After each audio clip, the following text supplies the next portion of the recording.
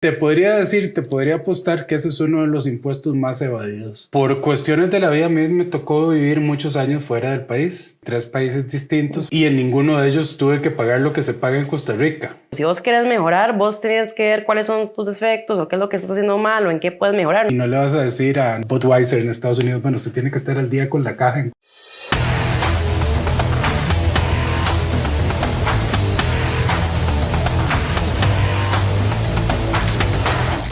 Muy buenas noches, estamos en el programa Yo Opino. Hoy tenemos un excelente invitado, el diputado de la República, Jorge Dengo, del Partido Liberal Progresista, que además es abogado. Y pues es un gusto tenerlo acá. Vamos a conversar de los temas principales que él ha tenido en la Asamblea y otros temas interesantes. Bienvenido. Muchas gracias, Mariela. Un gusto estar aquí con vos y de pues poder participar con tu audiencia. Salud. Bueno, lo primero que te quiero preguntar, y es que, bueno, el PLP ahorita tiene una bancada, digamos que representa, por así decirlo, las ideas liberales. En este momento se conoce que ha aprobado la ley del trabajador independiente, una ley sumamente importante, ¿verdad? Que tiene que ver con el cobro de deudas retroactivo para los trabajadores independientes. Me gustaría que me comentes un poco en qué consiste y cuál es el impacto que tiene esto tanto para los trabajadores independientes como para la formalización de los mismos, y porque es un logro del partido de ustedes, de su bancada.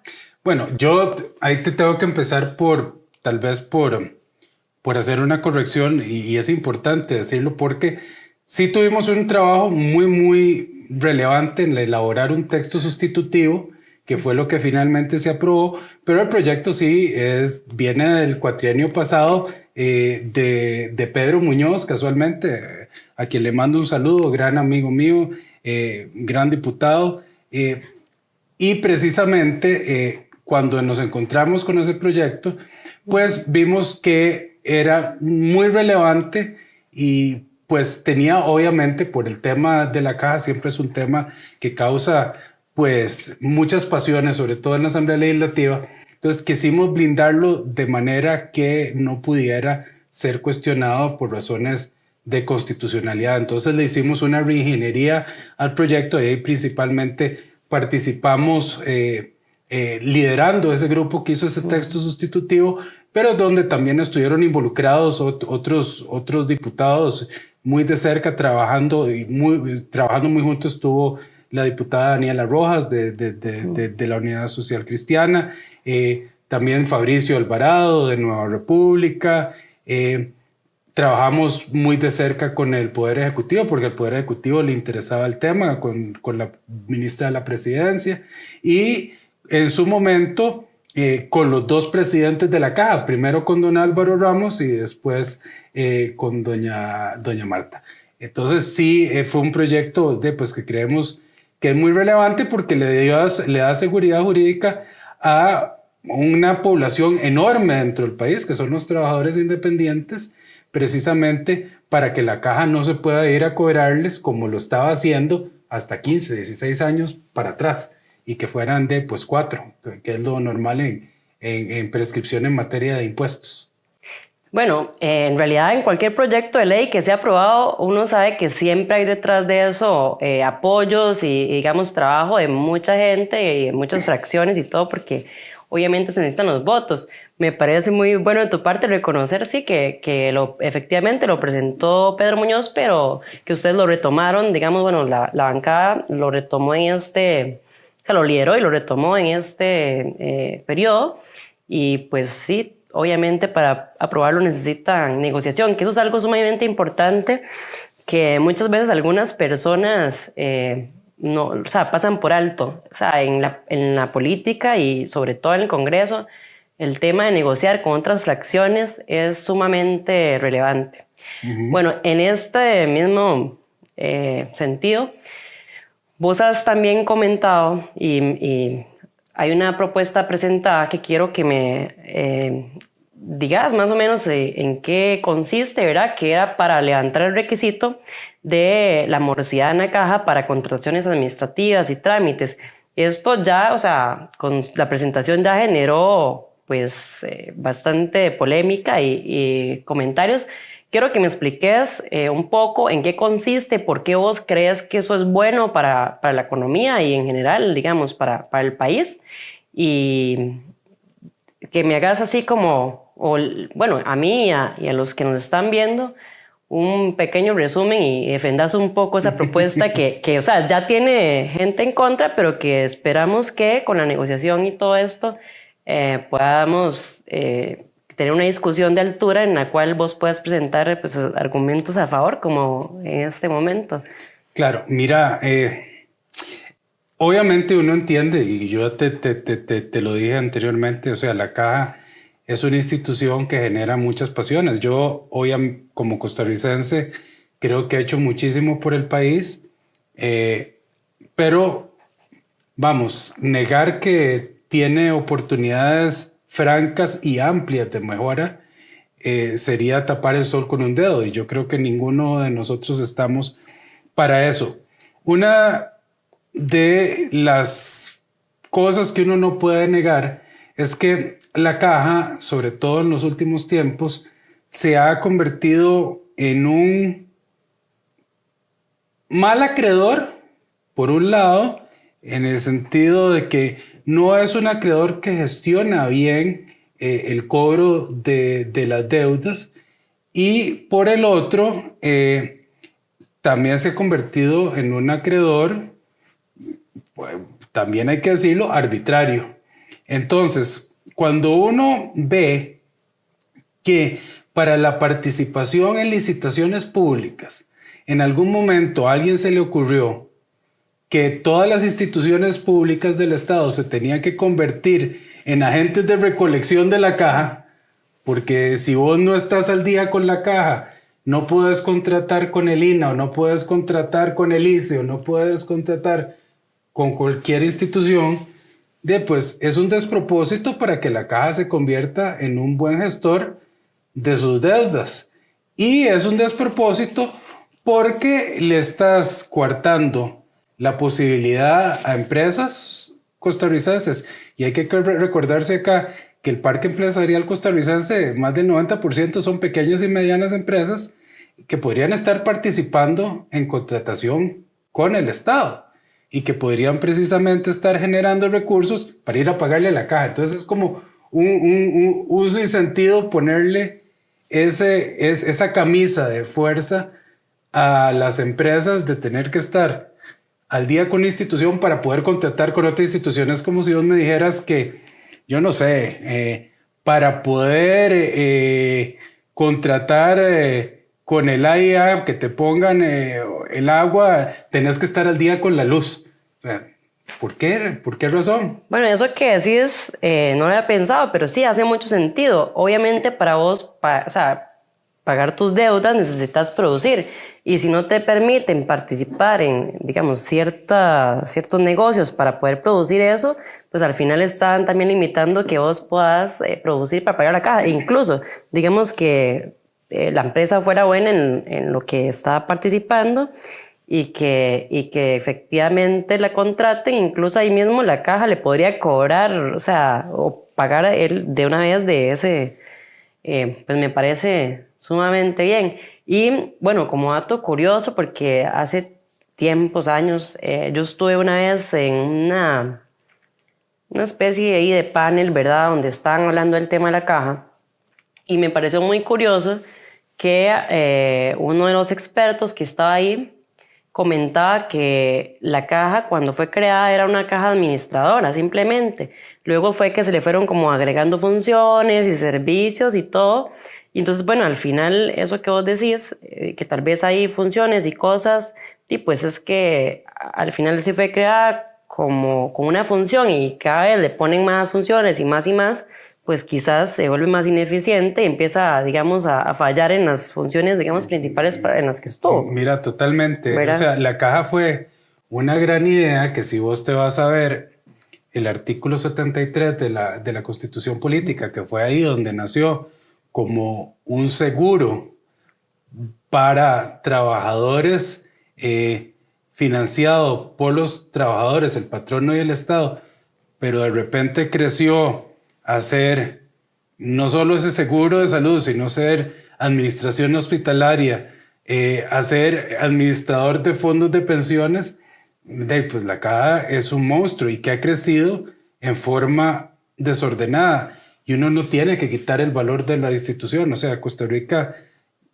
quiera que no, o sea, tiene una buena calidad, sobre todo los servicios de salud, pero uno sí tiene que hacer ese mea culpa como sociedad, de decir que la institución no tiene que sobrevivir por la institución misma, sino por el servicio que le presta a los costarricenses, poniendo siempre al costarricense en el centro.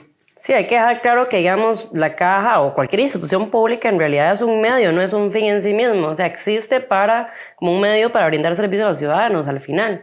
Y en eso, o sea, tenías toda la razón.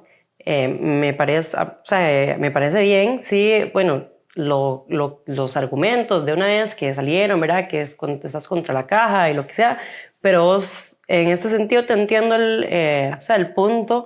Al final hay que ser autocrítico. Si vos querés mejorar, vos tienes que ver cuáles son tus defectos o qué es lo que estás haciendo mal o en qué puedes mejorar. No puedes decir yo soy perfecta y todo lo hago bien, porque así, o sea, voy a seguir haciendo las cosas mal, ¿verdad? Sin poder mejorar.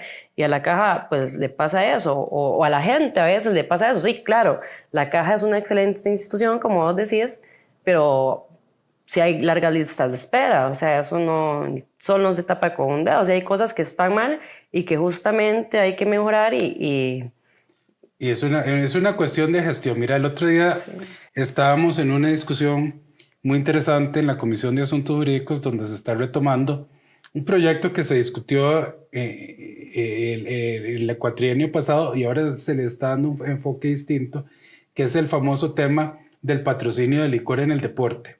Y ahora, bueno, se está, digamos, queriendo llevar el proyecto a eliminar una prohibición y dejarle al Ministerio de Salud la facultad de determinar bajo qué condiciones se puede dar. Y precisamente pues los compañeros del Frente Amplio, que en este es un tema que ellos son muy especiales, una de las mociones que presentaron fue, bueno, la persona que vaya a dar patrocinio tiene que estar al día con la caja y no sé.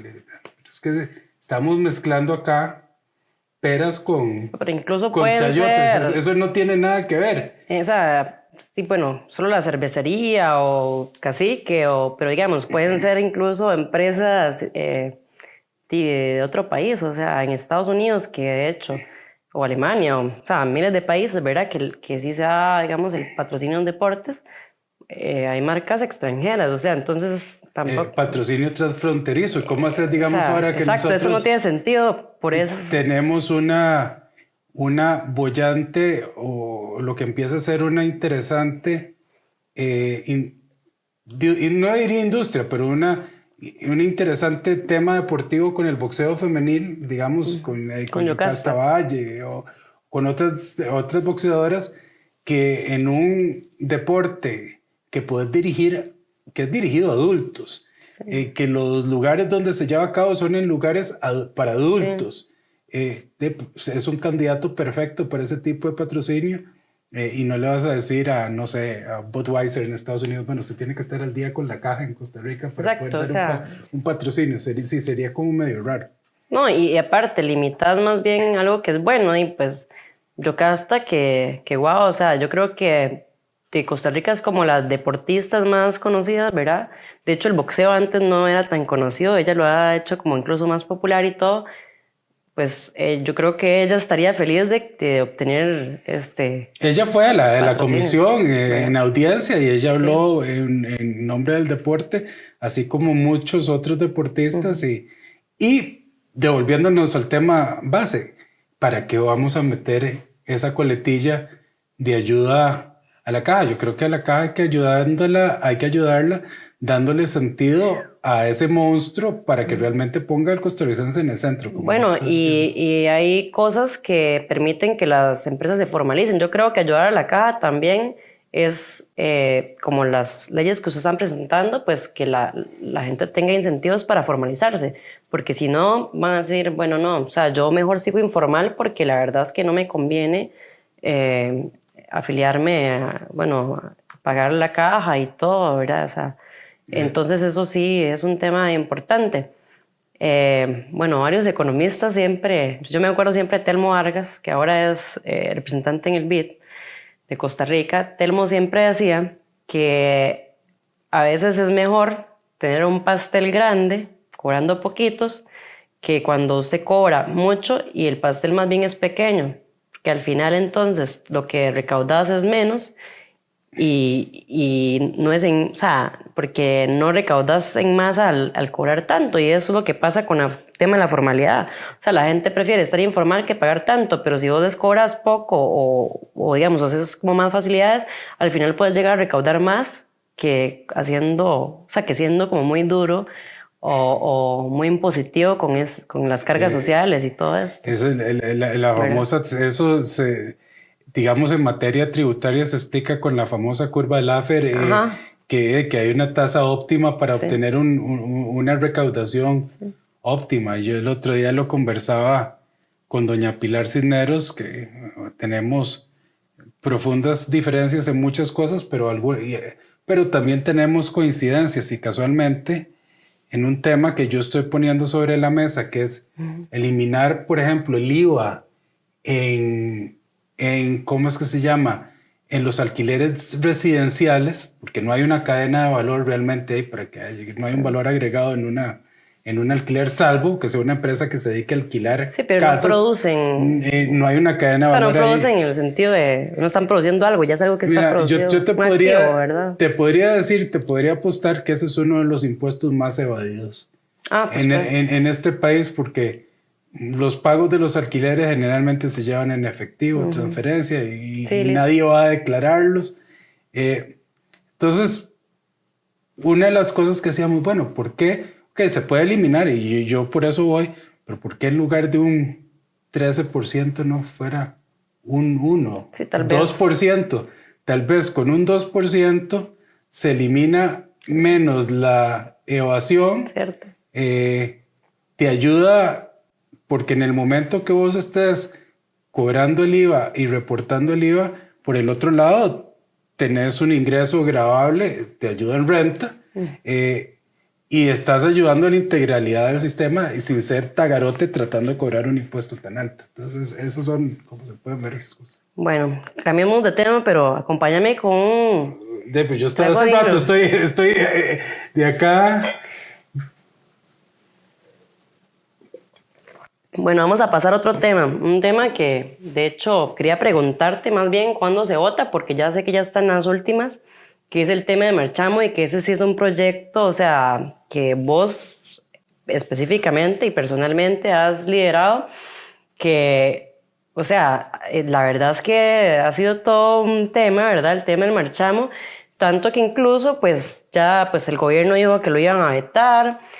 Habían fracciones que al principio estaban como, pues, del lado del gobierno, pero ya dijeron, no, mira, si el gobierno lo veta, nosotros vamos a resellarlo.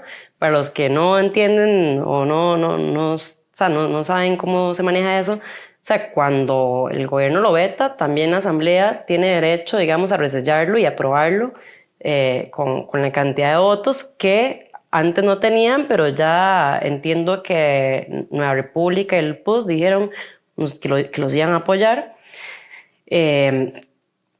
Pues contame un poco varias cosas. O sea, primero, ¿en qué vos crees que eso va a ayudar a los costarricenses? Yo sé que podemos dar ejemplos de países, ¿verdad? Y yo entiendo, pero para la gente, y también quiero saber, porque digamos el argumento que se ha utilizado en contra es el tema de las finanzas públicas. Entonces también quiero saber, bueno, ¿qué repercusiones trae esto en las finanzas públicas? Y que vos me digas, bueno, ¿por qué no tienen razón con ese argumento en contra?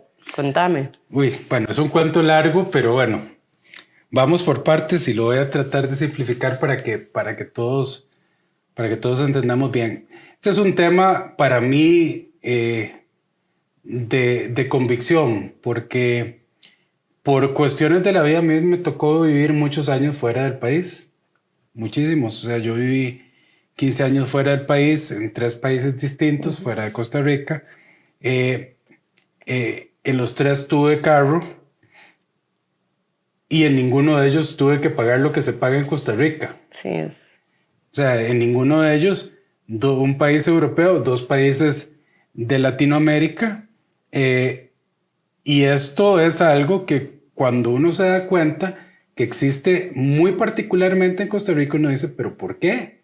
Y uno empieza a hacer, digamos, una arqueología y se va a la época de creación del marchamo, se da cuenta de cuestiones muy simpáticas. Por ejemplo, cómo el impuesto se creó en la ratificación de un tratado arancelario textil centroamericano, lo cual en ese momento que no existía la sala constitucional, si la sala constitucional hubiera existido, probablemente lo hubiera declarado inconstitucional, porque pues es un tema de norma típica. Sí, son mercancías totalmente distintas. Y nada que ver, creaste un impuesto ahí y uno dice, ok, para mí lo único que me hace presumir, porque eso pues yo ya existía en esas épocas, pero estaba chiquillo, vos ni siquiera existías, es que teníamos un problema de recaudación y entonces el gobierno en ese momento dijo, bueno,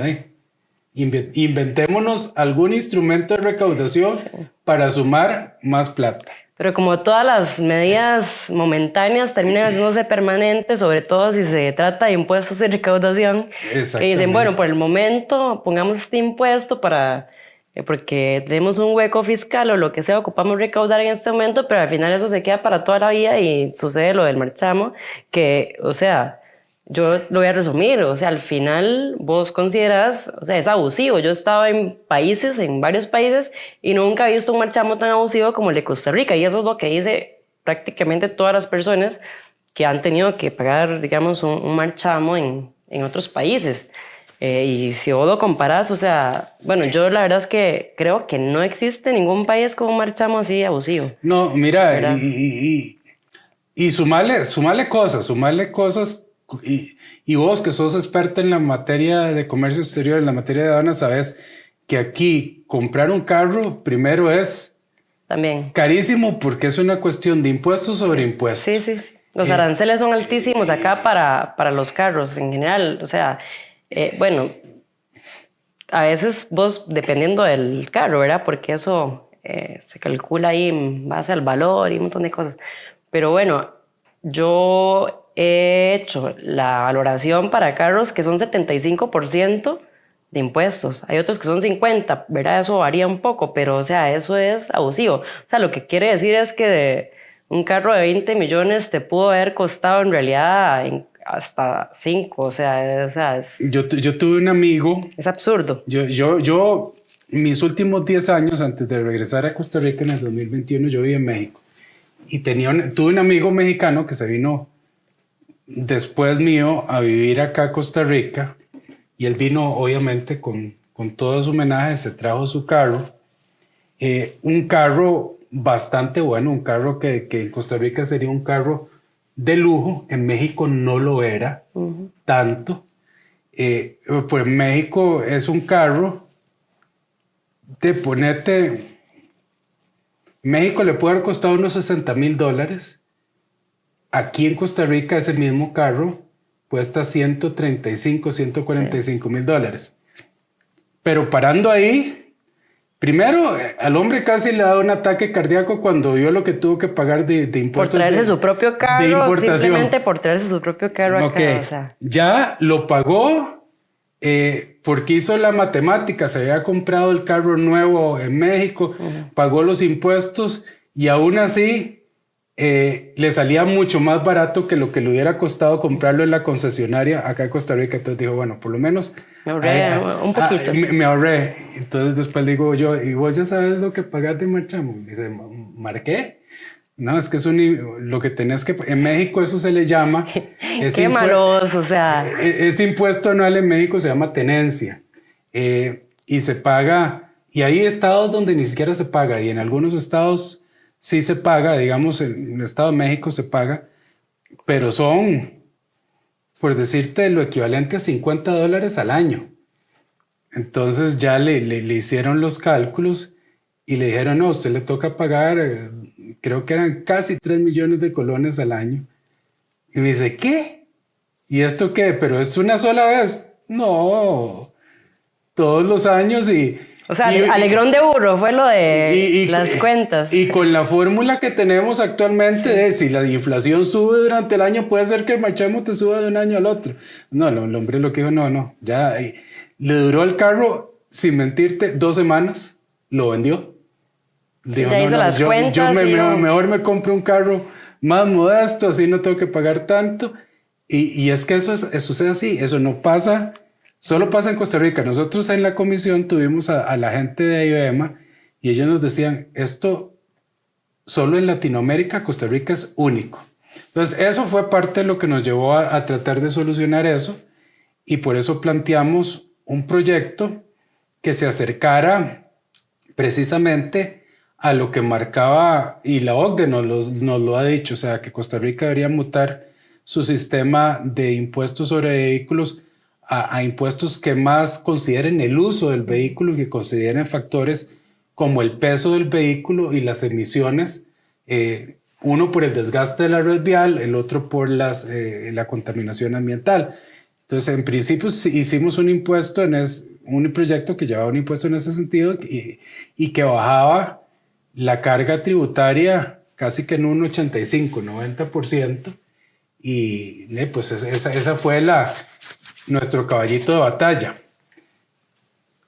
En su momento, y esto sucede cada noviembre de cada año, todas las fracciones presentan proyectos de marchamo, que generalmente tarde. Sí, porque ya no les alcanza para que se rebaje el marchamo la fecha de pagarlo, todas las discusiones, porque es que, o sea, presentar un proyecto de ley, la gente no sabe, pero bueno, acabas de dar el primer ejemplo antes, o sea, es un proyecto que ellos retomaron de el periodo anterior. O sea, hay proyectos ahí que duran años, ¿verdad?, en aprobarse y más bien pasa esta legislatura y sigue el gobierno siguiente con ese proyecto, o sea, es... Lo normal, y a mí me lo dice gente, y me lo ha dicho gente acá, digamos la gente sobre todo que me reclama, bueno, es que usted está bajando la recaudación, pero ¿qué ha hecho ¿Qué planteamientos tiene para bajar el gasto?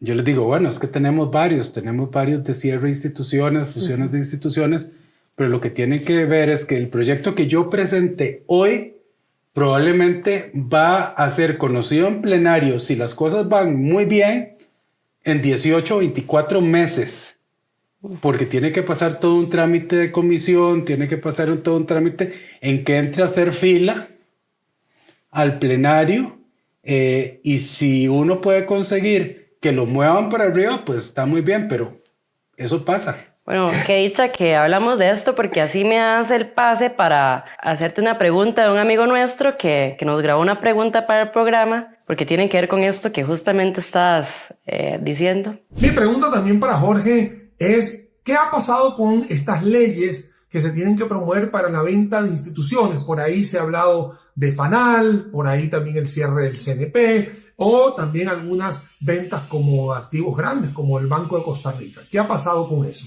¿Qué tenés que responderle a nuestro amigo Daniel Suchar? Mi gran amigo Daniel Suchar. Primero, un gran saludo, Daniel. Pues bueno, vamos a ver, y aquí es muy importante retomar lo que veníamos hablando. Precisamente nosotros desde la fracción del PLP hemos presentado proyecto para la apertura del monopolio del alcohol, que implicaría obviamente y toca a FANAL, para el cierre del CNP, y en eso son proyectos de mi compañera, de Katia Cambronero. Eli ha presentado proyectos para la fusión de ministerios. Yo en particular he presentado proyectos para cerrar la Agencia Aeroespacial Costarricense, que nunca debió haber nacido. Que está recién abierta, pero no entiendo. Nadie entiende. Y ahora si quieres te puedo contar de eso un poquito. Y casualmente estamos próximos a presentar un proyecto en mi despacho para el cierre de Conarroz. ¿Qué pasa con estos proyectos? Lo que ya estábamos diciendo, esos son proyectos que tienen que pasar por comisiones, son proyectos que por su naturaleza son difíciles de mover adelante en el trámite legislativo y tienen que llevar mucho debate. ¿Por qué? Porque naturalmente cuando estamos hablando de instituciones hay intereses de por medio y hay sectores que protegen a las instituciones. Entonces esos debates se hacen largos y mover el proyecto se hace difícil. Ahora, eso no quiere decir que no haya que hacerlo y no haya que darlo. Sé, por ejemplo, que en el tema de la apertura del monopolio del alcohol, que lo está viendo Katia, el proyecto va muy adelantado y creo que hay un buen consenso en que se dé. Que esto vaya a ser el cierre de Fanal, no necesariamente, pero por lo menos va a abrir el mercado a que haya, ¿cómo es que se llama? Otros actores, lo cual siempre beneficia al consumidor y al costarricense. En cuanto al Banco de Costa Rica, que preguntaba Daniel, pues nosotros como fracción estamos de acuerdo con el cierre del Banco de Costa Rica. Nosotros, no con la venta, perdón, no con el cierre, con la venta. Nosotros no creemos en que sea necesario que hayan 2 o 3 bancos estatales. Sin embargo, el camino que en esto ha tomado el gobierno, y hay que decirlo, ha sido bastante desafortunado. O sea, yo creo que el gobierno pudo haber socializado antes los proyectos o el proyecto inicial que envió a la Asamblea Legislativa para ver qué viabilidad tenía y cómo se podía construir, que mandar, y hay que decirlo, un muy mal proyecto. ¿Por qué? ¿Por qué es oportuno pensar en la venta del banco? No solo por la plata que vaya a ingresar por el activo, sino que en este país tenemos todavía un mercado de servicios financieros que tiene mucha oportunidad de crecimiento, en el cual hay 2 o 3 bancos grandes, lo cual implica que aunque vos tengas muchas instituciones financieras, al tener instituciones financieras tan grandes, sobre todo controlando, qué sé yo, mercados importantes o servicios importantes como la emisión de tarjetas de crédito, se haga que esos mercados se concentren mucho. Entonces, que al existir un mercado concentrado, hay poco incentivo a la competencia, y cuando hay un poco incentivo a la competencia, el que sale lastimado es el consumidor. Entonces, si nosotros estamos pensando en la venta de un banco, debería ser por medio de la atracción de grupos financieros de afuera que vengan precisamente a introducir competencia en el mercado, porque eso va a beneficiar al consumidor. Entonces, eso es lo que nosotros estamos trabajando en ese sentido y estamos impulsando y estaremos apoyando cualquier iniciativa que se mueva en ese sentido. Solo para agregar, que no lo mencionaste, pero que es importante a lo que te referías con que tal vez el gobierno tomó un mal camino, y es que esta fue una iniciativa del gobierno. O sea, el gobierno presentó un proyecto para la venta del BCR, pero lo retiró justamente porque como que no está bien formulado. No tenía viabilidad, ¿verdad?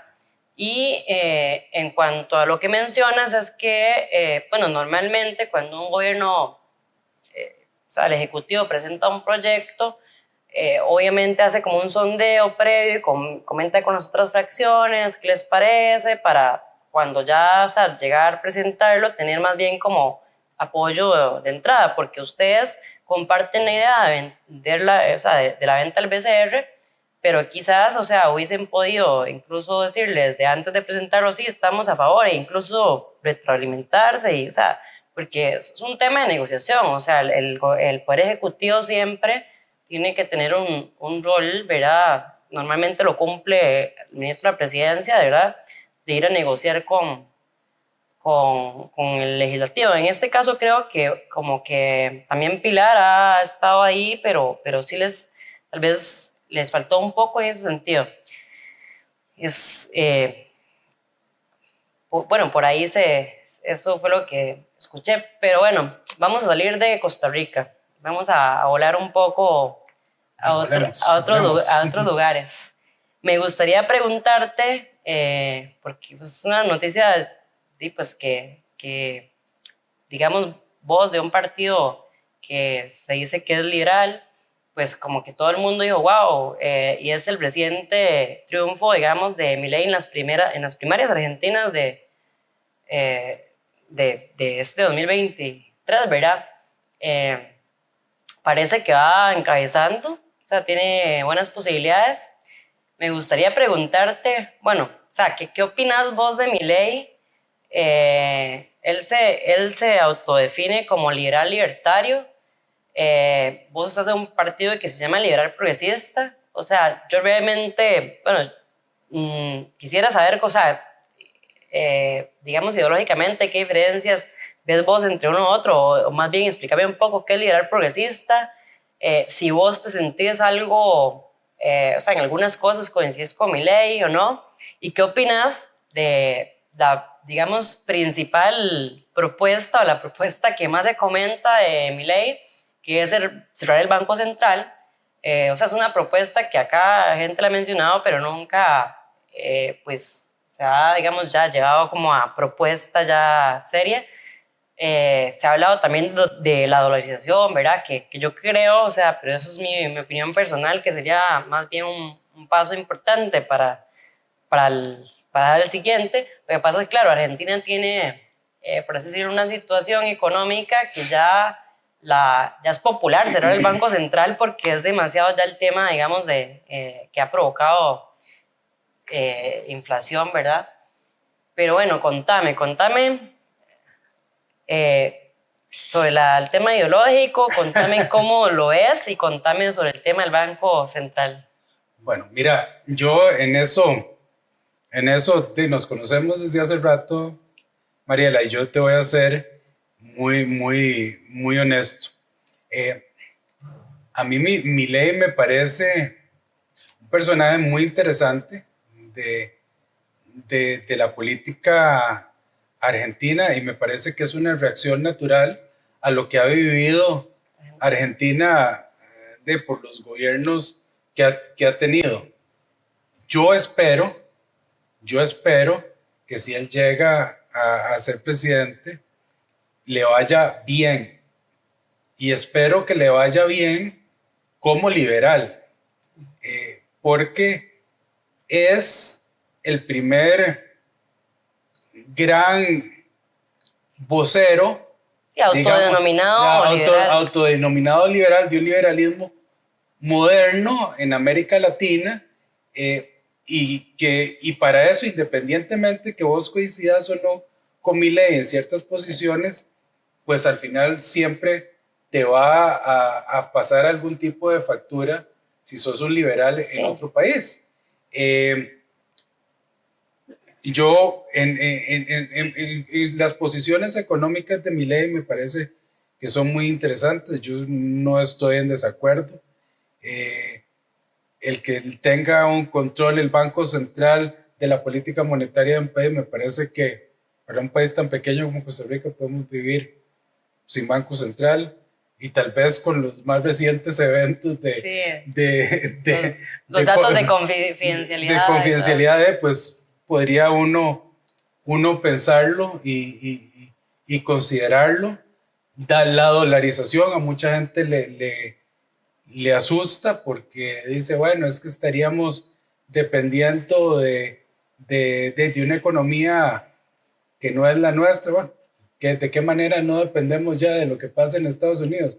Y las crisis que hemos tenido acá, pues son crisis que van aparejadas con las crisis que hay en Estados Unidos y en países donde se ha dolarizado.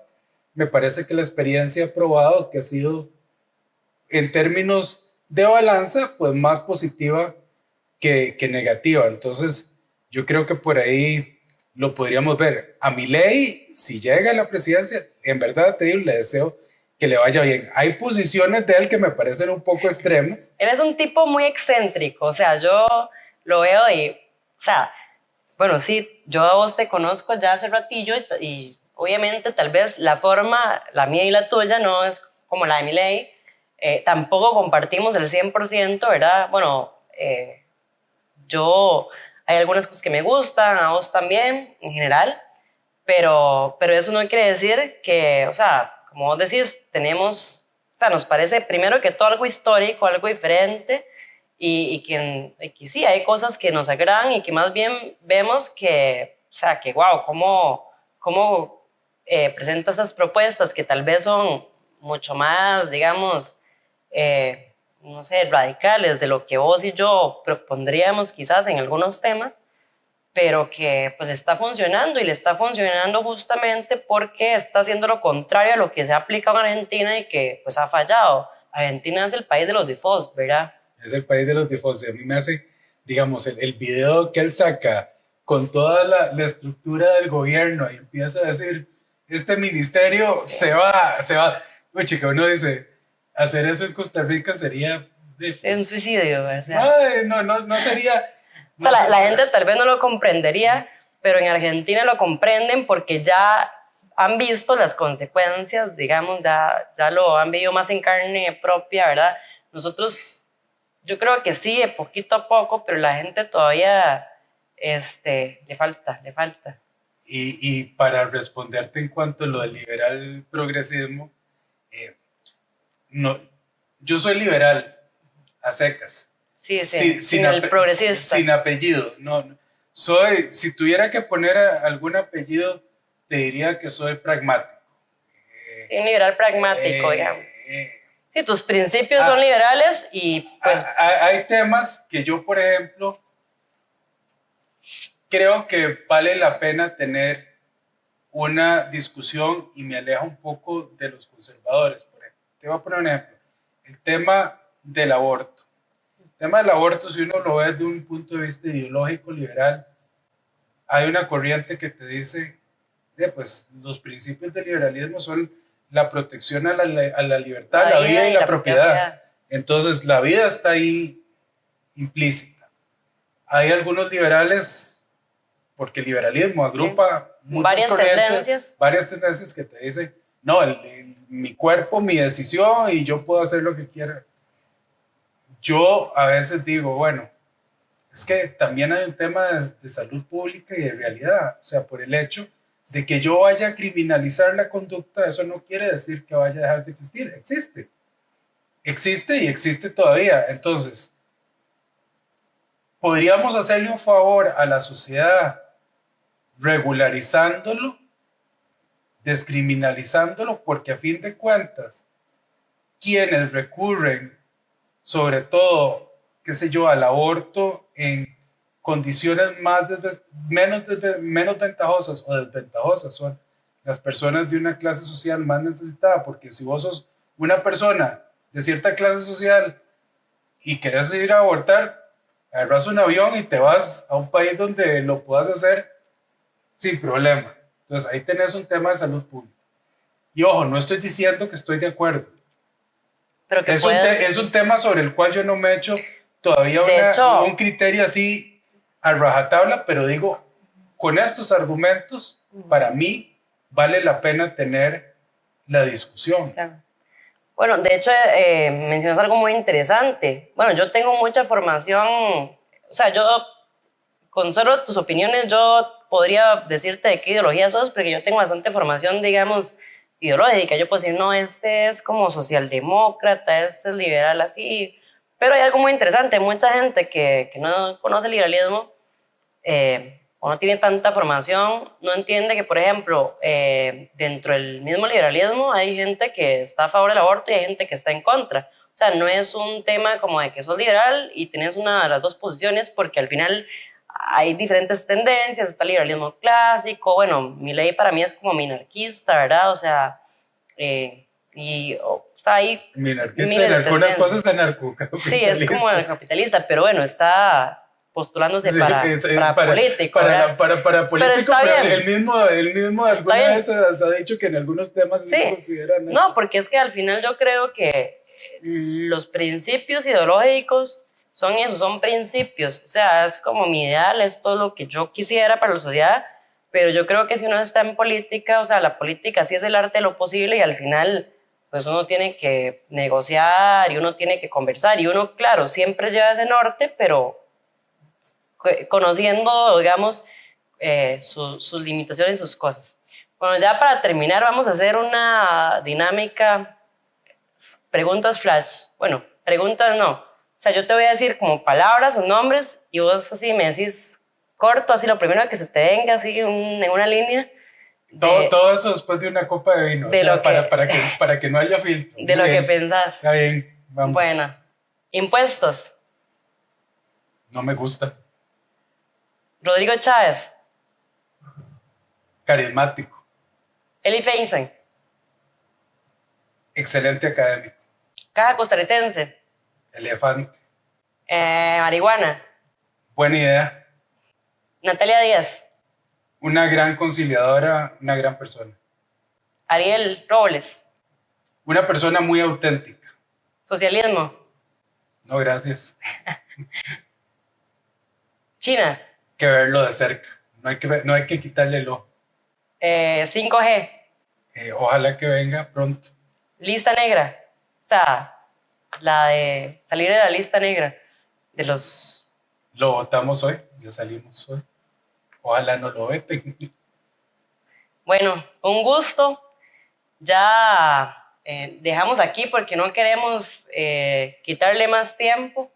Y dice que ya con la segunda mejor no le hagan preguntas.